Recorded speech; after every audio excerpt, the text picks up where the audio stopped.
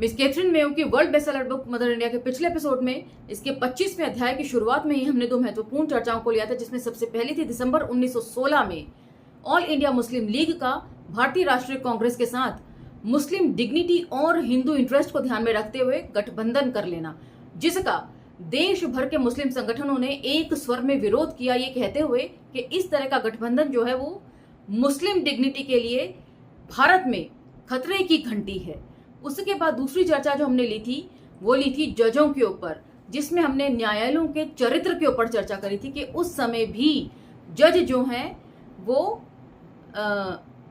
सामने वाले का धर्म देखते हुए फैसले सुनाते थे। यहाँ पर हम ब्रिटिश जजों की बात नहीं कर रहे हैं, वो निष्पक्ष तौर पर फैसले दिया करते थे, लेकिन जहां भी कई अदालतों में जज जो हैं वो हिंदू या मुसलमान हुआ करते थे तो वे अपने संप्रदायों का इंटरेस्ट सबसे पहले रखते थे। तो यहां तक तो हमने पिछले एपिसोड में चर्चा करी थी। अब हम चर्चा को यहां से आगे लेकर चलेंगे, तो चलिए मेरे साथ। जय भीम, मैं शालिनी और आप देख रहे हैं अम्बेडकरनामा। नक्शे पर नजर डालें तो उसमें पंजाब की उत्तरी सीमा के साथ लगभग 350 मील लंबी और 20 से 50 मील तक चौड़ी पट्टी दिखाई देती है। यही पट्टी उत्तर पश्चिमी सीमांत प्रांत है और इसी को सावरकर की हिंदुत्व में हम लोगों ने सप्त सिंधु पढ़ा था। इसके अलावा इसी तरह की एक और उतनी ही लंबी चौड़ी और समानांतर पट्टी का आदिवासी क्षेत्र है, जिस पर स्वतंत्र मुस्लिम कबीलों का जो शानदार लड़ाकू है कब्जा है। तो हिंदुत्व पढ़ने के दौरान ही मैंने पंजाब नोट्स का जिक्र किया था और उसमें इस प्रदेश को अरट्टा प्रदेश कहा गया था। मुझे उम्मीद है कि आप लोगों को याद होगा, क्योंकि मैंने पंजाब नोट्स का रेफरेंस कई बार दिया था। उनका शुरू से ही छापामार लड़ाई ही एक मात्र धंधा रहा है। इसके पीछे फिर वही मुसलमान अफगानिस्तान और मुसलमान एशिया है, जो एक बहुत ही प्राचीन इंजन के रूप में काम कर रहा है और जिसे लूट तथा धर्म युद्ध शुरू करने के लिए सिर्फ एक भारी भरकम हथौड़े के चोट की जरूरत पड़ती है। इस ताकत के प्रयोग के लिए किसी भी समय सिर्फ एक शब्द की जरूरत होती है, सीमांत की पतली फौलादी। सीमा रेखाओं के साथ उसका निरंतर दबाव, उसका तनाव, उसकी तड़क, चुभता हुआ विद्युत प्रवाह शायद ही कभी अनुभव हो, जब तक कि कोई खुद उसे देखकर अनुभव न करे। कुछ हिंदू राजनेताओं ने इस बात को समझा है। वे अपने आजीवन सुरक्षित राज्य से अनजान उदास आंखों से कहते हैं, अफगानों ने हमें इतने लंबे समय तक बचाए रखा है, अब उसे किस वजह से आना चाहिए। वाह, क्या ये बच्चों का खेल है। उनकी स्थिति उस सीप की तरह है जो समुद्र की सतह पर पड़ी है और इस बात से अनजान है कि समुद्र में तूफान आने वाला है जो उसे उठाकर दूर फेंक देगा। मतलब अफगान सीमा से सटे हुए जो भारतीय राजा हैं, हिंदू राजा, वो अब तक भारत के मध्य प्रांतों में जो हलचल चल रही है उसकी जो इंटेंसिटी है उसको नहीं भांप पाए हैं। आज 85% मुस्लिम आबादी वाला उत्तर पश्चिम सीमांत प्रांत शांत और अपनी सरकार से संतुष्ट लगता है। अपनी सरकार मतलब ब्रिटिश सरकार की हुकूमत से संतुष्ट लगता है। हमने पिछले जितने भी पढ़े हैं संगठनों के विचार, उन सब में यही बात है कि ब्रिटिशर्स को अभी यहाँ से नहीं जाना चाहिए, उनका रहना जो है वो मुसलमानों के हित में है। यह एक मध्यवर्ती राज्य के रूप में अवस्थित है। इसके एक और समृद्ध हिंदू पंजाब का एक हिस्सा एवं कमजोर हिंदू बहुल विशाल दक्षिणी इलाका है तथा दूसरी ओर भूखे प्यासे मुस्लिम लड़ाकू जत्थे हैं, जिनकी उंगलियां ठंड से ऐठी हुई हैं और वे ललचाई नजरों से देख रहे हैं। किंतु उत्तर पश्चिम सीमांत प्रांत की संतोषजनक चीजें भारत की शांति के लिए अमूल्य हैं। बार बार जिक्र आया है, क्या हिंदुत्व और क्या क्रिस्तोफ जाफरलो और क्या ये मदर इंडिया में के उत्तरी प्रांत जो है उसकी मजबूती भारत के लिए बहुत मायने रखती है, क्योंकि ज्यादातर या यूं कहें लगभग सभी हमले जो हैं पंजाब की तरफ से ही भारत में होते रहे हैं।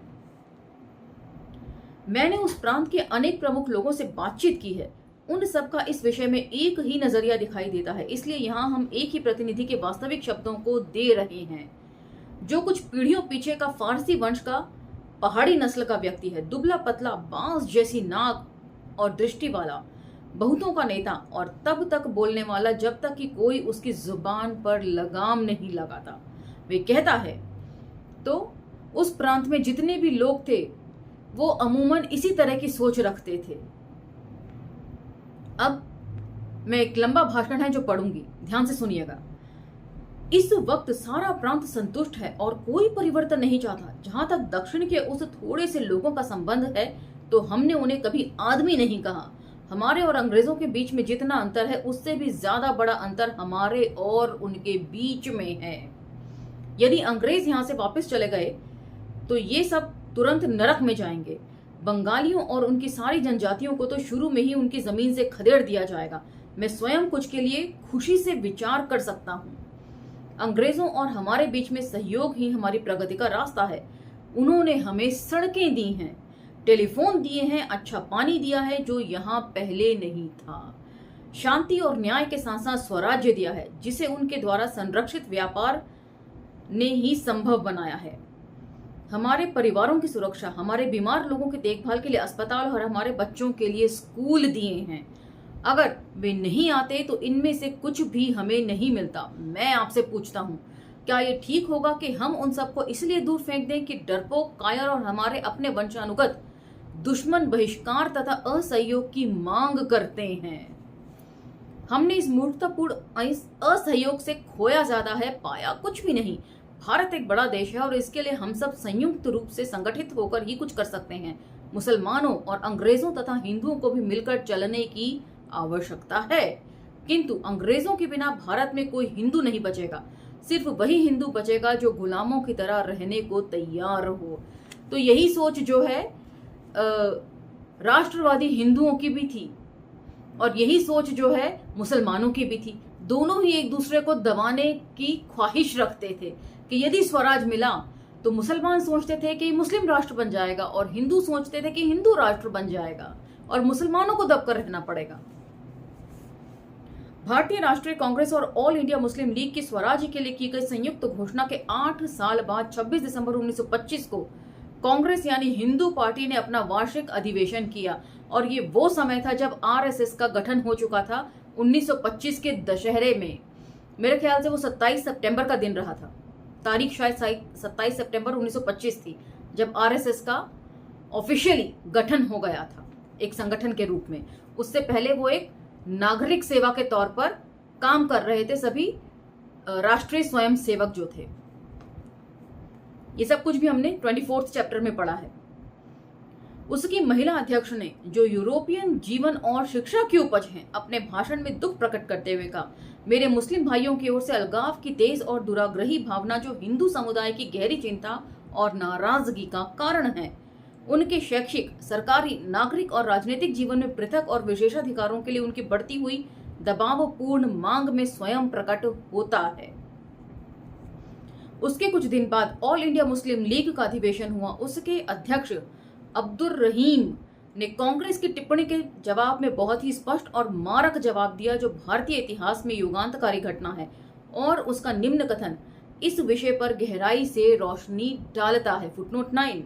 सर अब्दुल रहीम के इस भाषण को कलकत्ता के करीम बख्श ब्रदर्स ने पैम्फलेट के रूप में प्रकाशित किया था।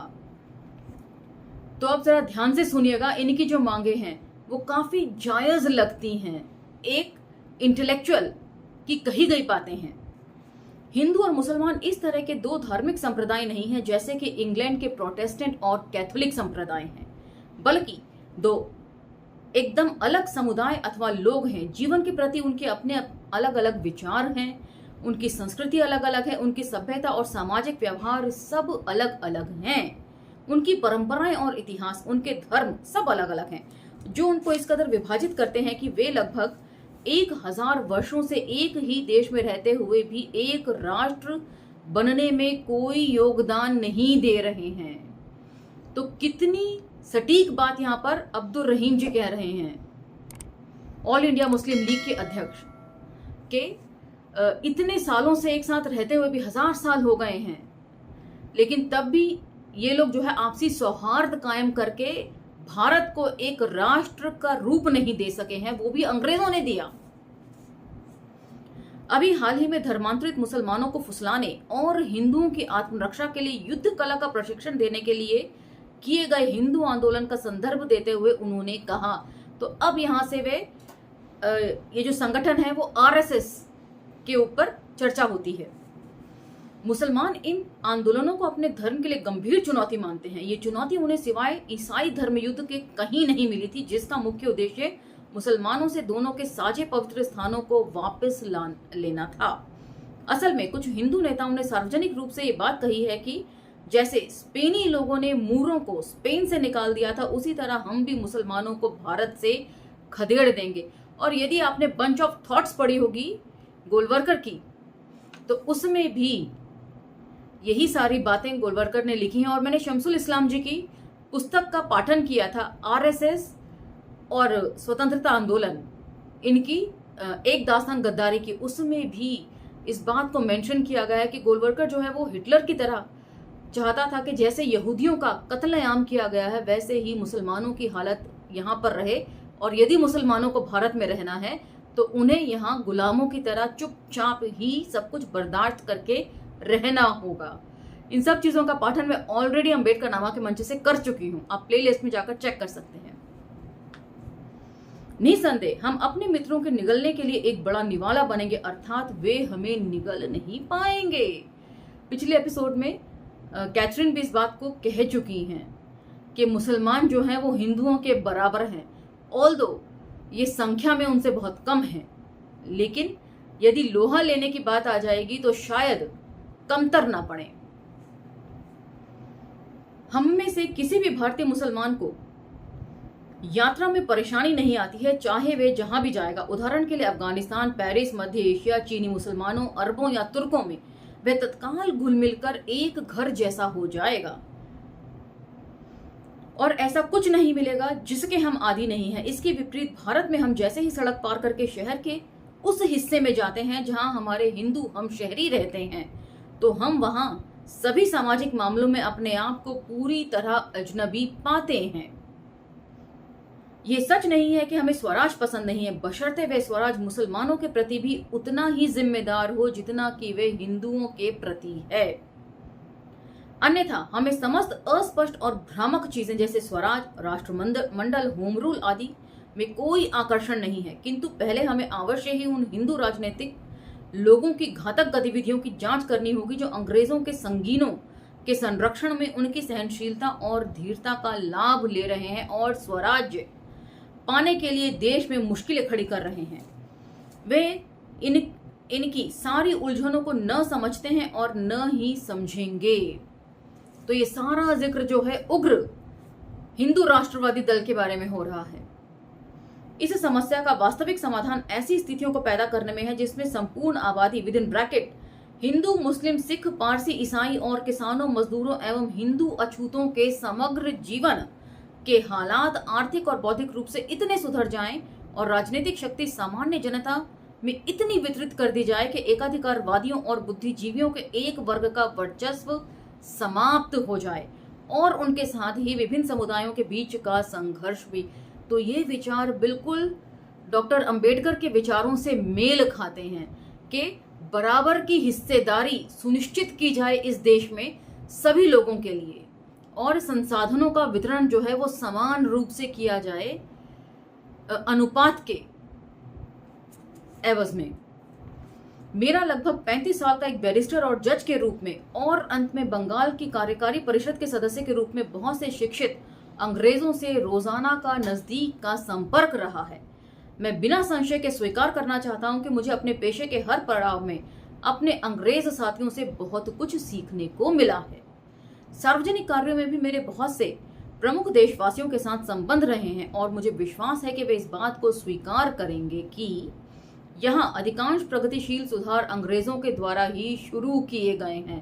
तो बेहद ईमानदारी से मान रहे हैं कि न केवल हिंदुओं ने जो इतने साल यहाँ पर राज किया है, उसके बाद मुसलमानों ने राज किया है, किसी ने भी यहाँ पर लोगों की दशा सुधारने के लिए कोई काम नहीं किया। ये सबसे पहले जो है सामाजिक कार्य अंग्रेजों की तरफ से किए गए हैं। मैं सरकार में ऐसा एक भी अवसर याद नहीं कर सकता जब किसी सवाल पर हम भारतीयों में सहमति बनी हो और हमारा मत अमान्य कर दिया गया हो। मैं ऐसे किसी व्यक्ति को नहीं जानता जिसने संजीदगी से सरकार को सुझाव दिया हो कि देश के लोगों को उनके हाल पर छोड़ दिया जाए और जो वर्तमान में अपनी खुद की सरकार स्थापित करने और उसकी बाहरी हमलों से रक्षा करने में सक्षम होंगे। तो यहाँ का इस भाषण की तुलना जो है वो मौजूदा संसद में जो नौटंकी चल रही है आप उससे करके देख सकते हैं। सरकार अपनी कोई जवाबदेही नहीं समझ रही है यहाँ की जनता के प्रति।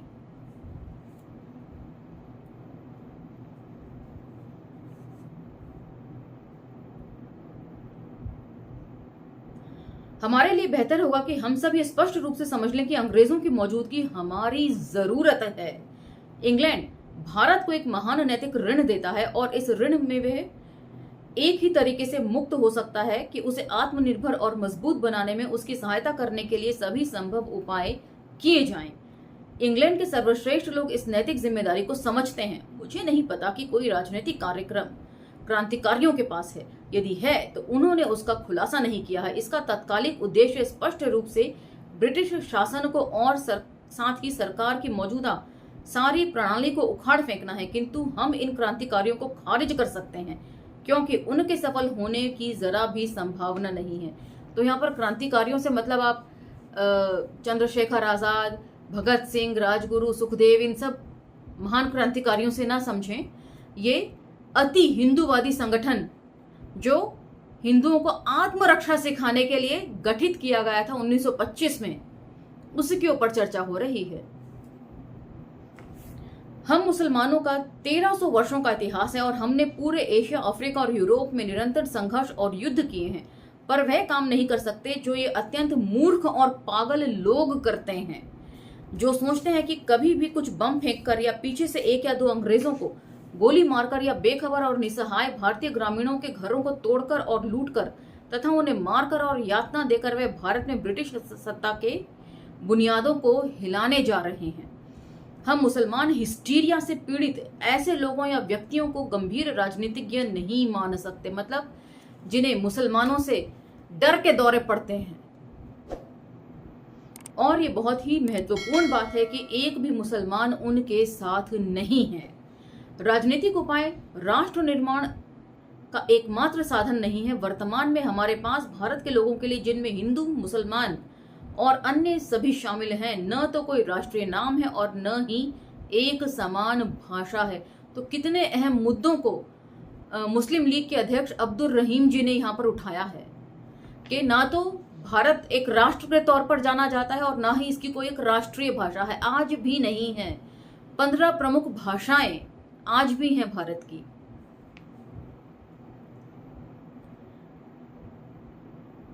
चलिए लेख पर लौटते हैं। राजनीतिक उपाय राष्ट्र निर्माण का एकमात्र साधन नहीं है। वर्तमान में हमारे पास भारत के लोगों के लिए, जिसमें हिंदू, मुस्लिम और अन्य सभी शामिल हैं, ना तो कोई राष्ट्रीय नाम है और ना ही कोई समान भाषा है। ये काम ना तो अकेले अंग्रेज कर सकते हैं और ना हिंदू या मुसलमान कर सकते हैं, बल्कि ये काम तो भारत के 300 मिलियन लोगों के संयुक्त प्रयासों से ही हो सकता है। एक्चुअल में ये बात कर रहे हैं सबका साथ और सबका विकास की, सिर्फ अपने नियर एंड डियर फ्रेंड्स के विकास की नहीं। सर अब्दुल रहीम के इन सीधे साधे शब्दों ने हिंदू नेताओं और उनकी प्रेस से उठने वाले आरोपों के तूफान को कमजोर कर दिया, जबकि दोनों खेमों के बीच विद्वेष को मजबूत कर दिया। मतलब इनका जवाब देते किसी से नहीं बन रहा था। वो प्रेस जो गरजती थी मुसलमानों के खिलाफ, अब एकदम शांत हो गई थी। इस बीच गंभीर संभावनाओं के शुरू होने के आसार धुंधले दिखाई देने लगे थे। कलकत्ता में दंगे भड़क उठे थे। वर्ष 1926 की शुरुआत से ही मध्य ग्रीष्म तक 31 जानलेवा विस्फोट हो चुके थे, जिनमें हताहतों की भारी संख्या थी। फुटनोट 10 सूची के लिए देखिए legislative assembly debate volume Roman number में 8, 18 अगस्त 1926, पृष्ठ 12, जिसने उनके बीच आपसी भय पैदा कर दिया था। ये सब पहले ही स्पष्ट था कि हिंदू और मुस्लिम दोनों पक्ष उस स्थिति को शांत कर रहे थे। पुराना गांधीवादी आरोप है कि हिंदू मुस्लिम के मतभेदों के पीछे ब्रिटेन का हाथ है। अभी भी उनके मुखपत्र से यही बात मिल जाती है, लेकिन ये आमतौर पर गैर जिम्मेदाराना भड़काऊ बयान वाले हैं, जिनका इस देश को बचाने में कोई योगदान नहीं है। तो ये लगातार जो है उन हिंदू संगठनों के ऊपर बात हो रही है, खास संगठनों के ऊपर।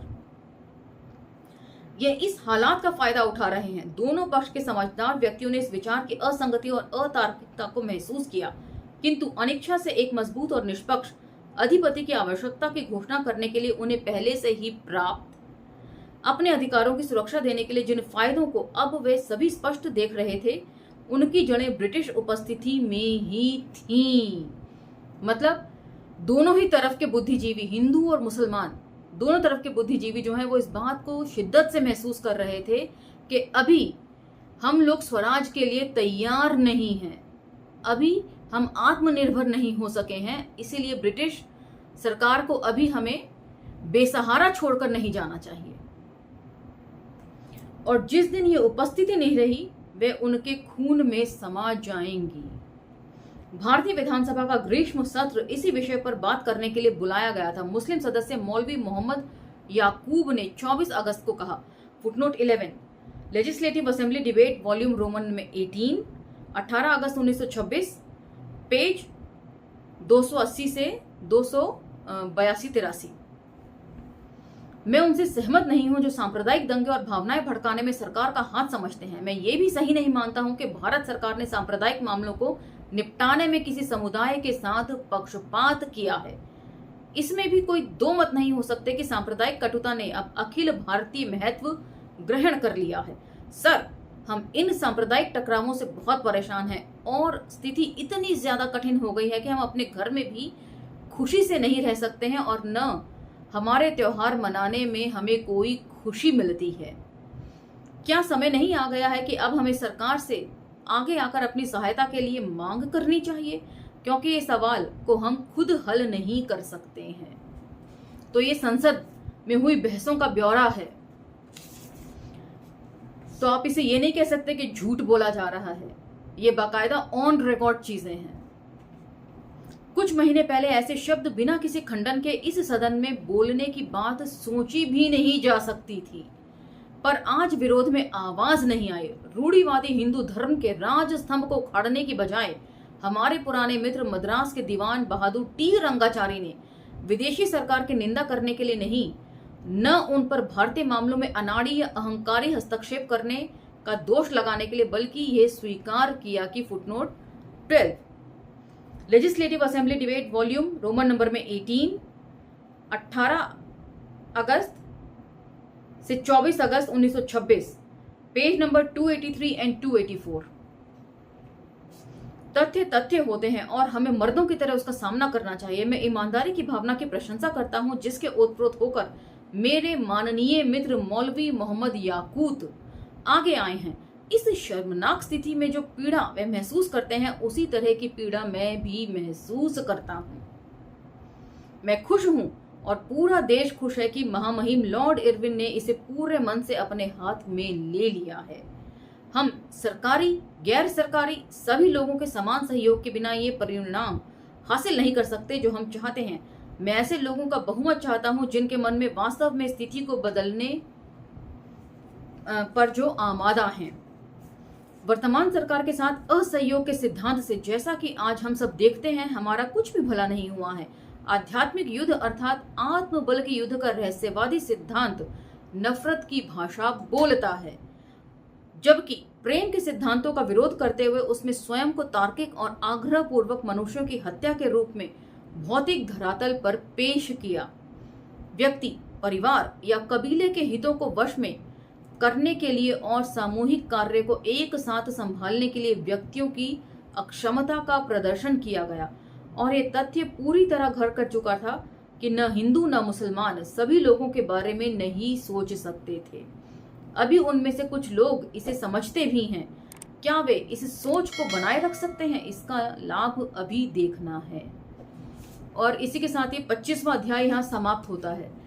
तो यहाँ पर जो है टी रंगाचारी, उनका हमने फर्स्ट पार्ट में बहुत सारा लेजिस्लेटिव असेंबली डिबेट के दौरान जाना, उनके विचारों को, जो ये बोलते थे कि अभी जो है बाल विवाह की उम्र जो है वो बढ़ानी नहीं चाहिए। इस तरह के बहुत सारे विचार स्त्री शिक्षा के विरोधी रहे हैं, लेकिन यहाँ पर वे एक मत हैं मुस्लिम बुद्धिजीवियों से कि अभी हम लोग स्वराज के लिए तैयार नहीं हैं। और हिंदू और मुसलमानों में अभी वो सेंस डेवलप नहीं हुआ है कि वे समान रूप से, समान दृष्टि से दूसरे धर्म के लोगों को देख सकें। इसलिए अंग्रेज जो एक निष्पक्ष तौर पर राज कर रहे हैं उनको यहां से नहीं जाना चाहिए। अब इस बारे में आपकी क्या राय है, आप मुझे कमेंट सेक्शन में लिखकर बता सकते हैं। इसी के साथ मुझे आज्ञा दीजिए, लेकिन यदि ये वीडियोस आपको इन्फॉर्मेटिव लगते हैं तो इन्हें दूसरे सोशल मीडिया प्लेटफॉर्म्स पर स्प्रेड करना ना भूलें। मिलते हैं अगले एपिसोड में। धन्यवाद।